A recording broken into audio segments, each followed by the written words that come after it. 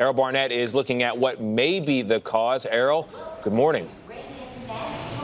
Hey there, good morning. Early numbers show 7% of Southwest flights today are canceled or delayed, and so many have been pointing the blame at pilots. So we asked the head of Southwest Pilots Union if all of this really is over the incoming vaccine mandate, and they tell us that's not the case. The union says this operational meltdown was caused by the airline itself.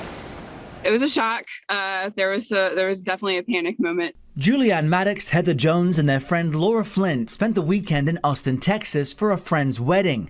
When their Southwest flight was canceled, their best option was to split the cost of a $450 car rental and drive 25 hours back home to Washington, D.C. The general consensus among everyone was it's easier to rent a car and just get out of town. To start moving rather than waiting till Tuesday or Wednesday to even potentially get a flight. And they weren't alone. As rebooking canceled flights became a nightmare, some Southwest passengers had to choose between paying for other transportation or staying put for days. The airline has been clashing with its pilots union over its decision to require COVID vaccines, raising concerns pilots could have been walking off the job. As far as you know, did any of your pilots call out sick this weekend? We're able now to look back and we have data on what exactly happened. Our pilot sick rates are right in line with what was occurring this summer. So that's a fairly normalized number.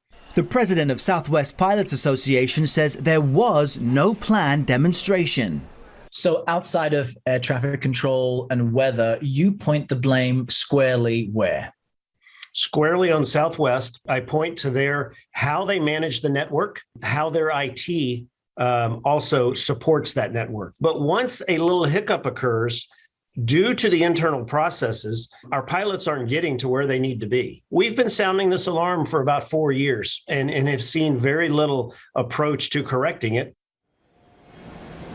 Now, we asked Southwest about those specific claims and it declined to comment. The airline is saying that it is suffering with staff shortages, and it said that has been an issue since before the pandemic. We are seeing this across most industries. And at this moment, Southwest is still citing weather and external factors for all these delays. Gail?